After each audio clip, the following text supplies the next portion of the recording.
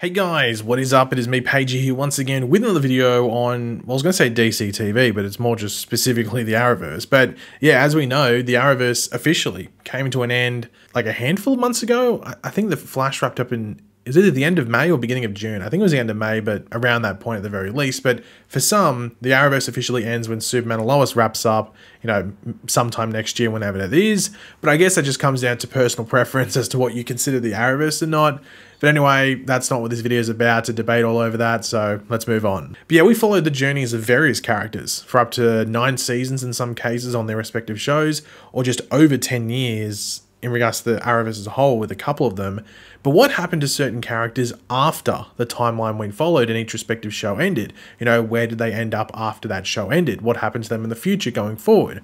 Of course, if you watched every show within the Arrowverse, you might have had a good idea as to what happened in each instance, but for most, there would be some loose ends there, if you want to put it. You wouldn't have known that this character, after the show ended, appeared in this show or whatever it is, so you didn't know what happened to them. And you might be wondering, well, what happened to them? Now, it's going to be hard to go over every single character that we ever came across, not due to, you know, actually being able to, but just being here for 10,000 years or something. So we won't go over someone like Goldface, for example. Sorry, Daddy. Oh God, that felt so cringe. I hate saying that. What did I say? Anyway, let's move on. But every character of note within the Arrowverse and what their future held in the timeline after their shows ended, they will be brought up. But let me know which of these characters you just wish you could have spent more time with, whether it was another season or just overall time in another show, whatever it might be, and maybe let me know why you'd want to spend more time with them. So first up, Oliver Queen. Of course, he died in 2019, going on to become the Spectre, but returned to the real world in The Flash Season 9 in the year 2023 in order to help protect the multiverse from the threat of blood work alongside the Flash, Kid Flash, and his buddy Diggle. Now, after this, we don't know really of any other interactions between Oliver and other heroes. That is until 2049, when Magog threatens the multiverse once again, this having Oliver as a Spectre keep a close eye on the new heroes of this time and what they're doing in order to combat the threat, but he does intervene and bring in help from some of the older heroes of the timeline when needed. Now, once Magog was dealt with, Oliver appeared as a Spectre to the Justice League of 2049, and just in the Hall of Justice to some of the other heroes that was there, and warned them of a new threat that was on its way, but we never found out about this threat and really got to see it. So a bit of a cliffhanger, or like a lingering threat, if you want to put it. Next up, Diggle. Like Oliver Queen, the last time we saw the Earth Prime version of Diggle in live action was in that battle against Bloodwork, with Diggle getting to say a proper goodbye to his best friend in the process as well. But between that and the end of Arrow after 8 seasons, we did see Diggle show up on shows like Batwoman, Supergirl, and The Flash, seeking answers about the green box that landed at his feet, which he went on to decline. Now, there's not too much of a surprise in regards to what happened there with Diggle going forward after this, just due to wanting to spend time with his family, which was the main reason behind dealing with the green box's offer, or declining, might I say, the green box's offer. So it's not a surprise he didn't show up again doing too much, because he sort of was, you know, past that in his life. Roy Harper, aka Arsenal. Now, Roy Harper is an interesting character because before Crisis, he actually had a lot going on in the future timelines, which some of it we witnessed.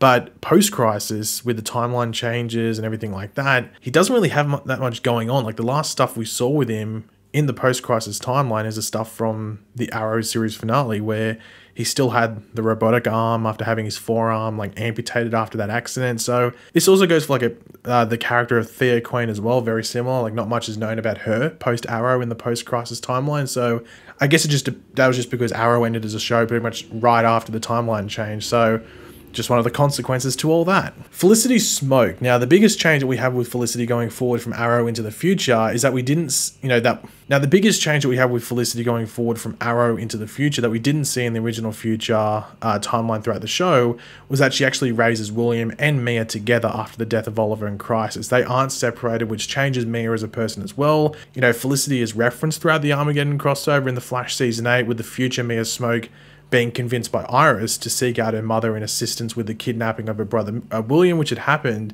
in the Green Arrow and the Canary's backdoor pilot. Of course, this wouldn't have been the future version of Felicity, as that version killed herself so she could spend the rest of eternity with Oliver as the Spectre in the afterlife.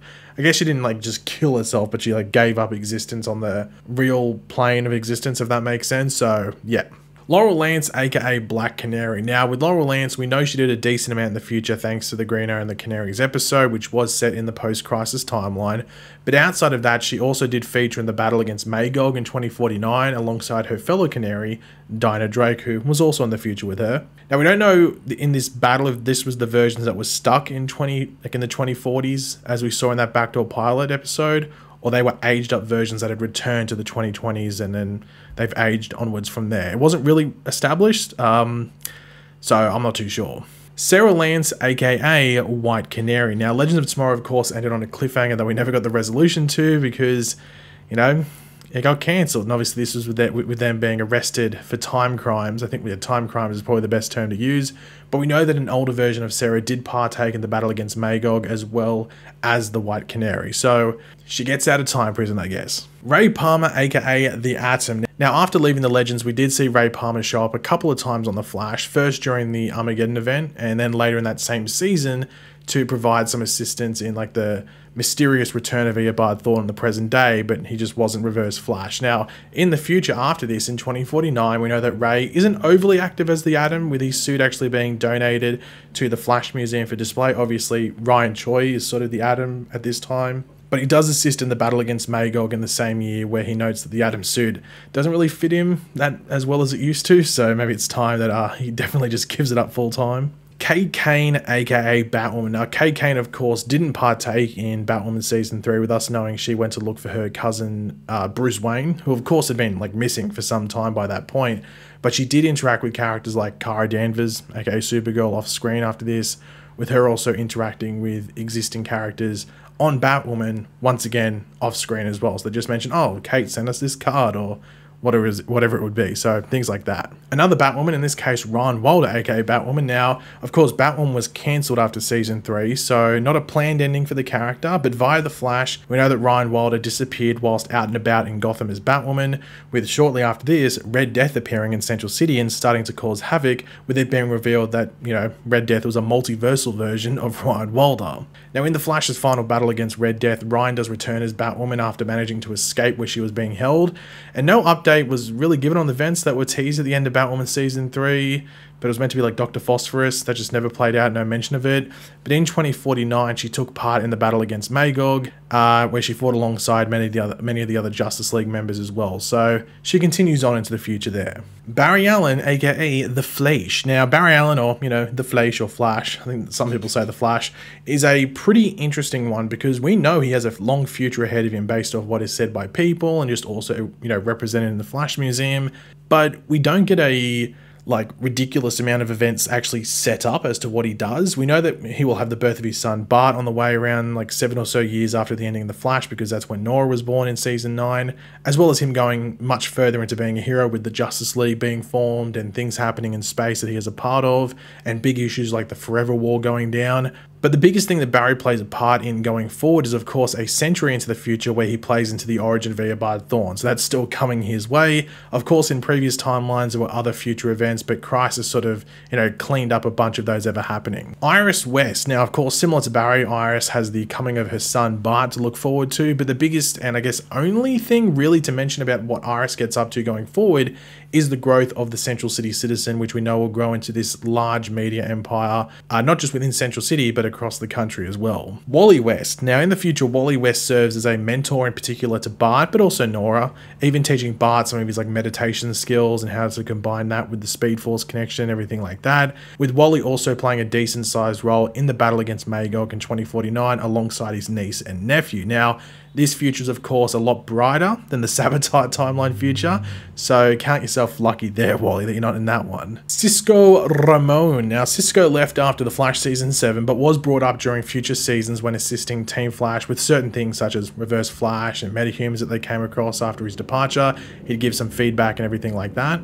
But going forward into the future of the Earth Prime timeline after he left, we know he assisted with Tinya Wazo and her powers when she came to Argus to learn how to control them better, and like sort of Barry sort of got Tinya to go down there.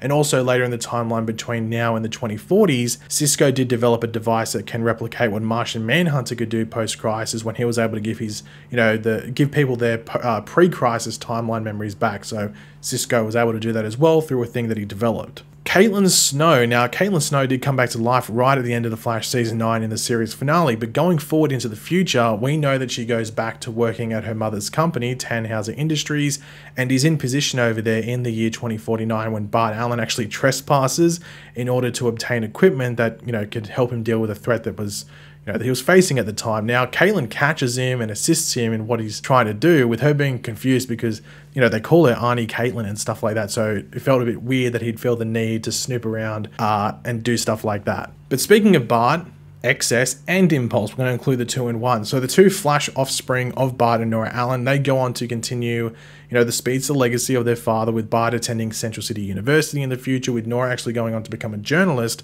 like her mother and writing articles for the Central City Citizen. Now, there is still that impulsive nature from Bart that we saw on the show even in the future, with there appearing to be a better connection between the Flash family and Wally as well, compared to what we saw in the past or the present, whichever way you want to put it.